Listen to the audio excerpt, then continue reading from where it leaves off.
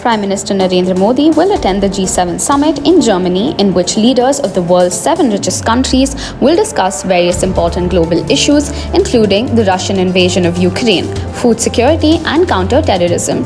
Prime Minister Modi, who is in Germany on a 2-day visit from Sunday for the summit of the G7, will exchange views with the leaders of the bloc and its partners on issues such as energy, food security, counter-terrorism, environment, and democracy.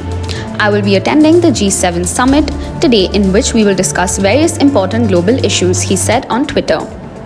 The Group of Seven is an intergovernmental political grouping consisting of Canada, France, Germany, Italy, Japan, the UK, and the US.